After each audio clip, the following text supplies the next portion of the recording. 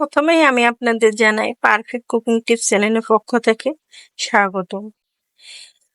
আশা করি সবাই অনেক ভালো আছেন। আজকে আমি আপনাদের সামনে অন্য একটি রেসিপি নিয়ে এসেছি, তা হলো কাঁচা কাঁঠালের তরকারি রান্না। রেসিপিটা হয়তো অনেকেই রান্না করে খেয়েছেন অথবা খান নাই, তবে আমি সবার উদ্দেশ্যে রান্নাটা করে দেখাবো আজকে। এই রান্নাটা আমি একদম সিম্পল ভাবে করব। রেসিপিটা সবার ভালো লাগবে আশা করি, কারণ এটা আমি একদম সাধারণভাবে রান্না করে দেখাবো যে সাধারণভাবে রান্না করে কতটা সুস্বাদুভাবে একটা তরকারি রান্না করা যায়। এখানে আমি প্রথমে একটা কাঁচা কাঁঠাল টুকরা টুকরা করে কেটে নিয়েছি সাইজ ভাবে, এবং এটাকে ভালোভাবে ধুয়ে পরিষ্কার করে নিয়ে এসেছি। এবার এটাকে আমি ভাপ দেবো হালকা। চুলার উপর একটা পাতিলে পানি দিয়ে কাঁঠালগুলো দিয়ে দিয়েছি। এখানে 1 চামচের মতো আমি হলুদ দিয়েছি এবং লবণ দিয়ে দিলাম। এটা আপনাদের ইচ্ছা, আপনারা চাইলে দিতে পারেন এবং না দিতে পারেন। আমি হলুদ এবং লবণটাকে হালকা নেড়ে মিক্সড করে দিব এবং এটাকে ভাপ দিব আমি 70 থেকে 80%। আমার এটা সেদ্ধ করা হয়ে গেছে। এবার এটা আমি নামিয়ে নেব। নামিয়ে নিয়ে পানিগুলো ঝরিয়ে নেব যেন পানি না থাকে। দেখেন পানিগুলো ঝরতে দিয়েছিলাম আর সিদ্ধ হয়েছে কতটা। এভাবে আপনারা সিদ্ধ করে নেবেন। আমি আজকে রেসিপিটা খুব সহজ ভাবে দেখাবো এবং সিম্পল ওয়ে। চাইলে যে কেউ এই রান্নাটা করে নিতে পারেন, যারা কখনো রান্না করেন নাই তারাও করে নিতে পারেন।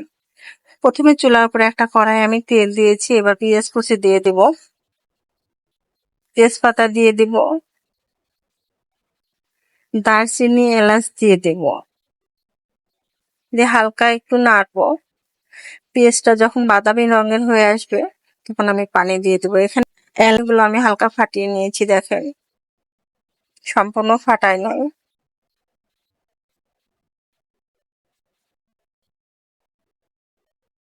পানি দিয়েছি, এবার আমি মশলাগুলো দিয়ে দেব। আদা রসুন বাটা 1 টেবিল চামচ করে দিয়ে দিচ্ছি, পেঁয়াজ বাটা। এবার আমি লবণ দিয়ে দিচ্ছি স্বাদ মতো। 2 চামচ মরিচের গুঁড়া দিব। এখানে চাইলে আপনারা যদি রান্না করতে চান তাহলে এখানে মরিচের পরিমাণটা কম বা বেশি দিতে পারেন। হলুদের পরিমাণটা একটু কম দেব, কারণ সিদ্ধ করার সময় আমি হলুদটা দিয়েছিলাম। এবার মশলাটা একটু হালকা কুক করে নেব এভাবে নেড়ে। এবার আমি এখানে অ্যাড করব দারচিনি বাটা, কারণ আমি কয়েকটা দারচিনি আগে থেকে বেটে রেখেছিলাম, সেগুলো আমি অ্যাড করে দিয়েছি। এবার কাঁঠালগুলো দিয়ে দিচ্ছি। যেহেতু কাঁঠালটা আমি 70 থেকে 80% সিদ্ধ করে নিয়েছি, সেহেতু এখানে মশলা এবং কাঁঠাল এভাবে নাড়তে নাড়তে রান্নাটা শেষ হয়ে যাবে, খুব দ্রুত রান্নাটা শেষ হয়ে যাবে। কারণ এটা আমি ঝোল করব না, এটা ভাজি করব। আপনারা চাইলে হালকা ঝোল রাখতে পারবেন, তো আমি এটা ভাজি করব। এর কাঁঠালের তরকারিটা অনেক সুস্বাদু হয়। এটা গরুর মাংসকে হার মানায়, এতটাই টেস্টি হয় এই রান্নাটা। আপনি চাইলে করে নিতে পারেন। তবে প্লিজ একটা রিকোয়েস্ট, আপনারা এই রান্নাটা এই ওয়েতে করবেন, দেখবেন কতটা একটা স্বাদের তরকারি হয়ে গেছে। দেখেন আমার তরকারিটা রান্না করা।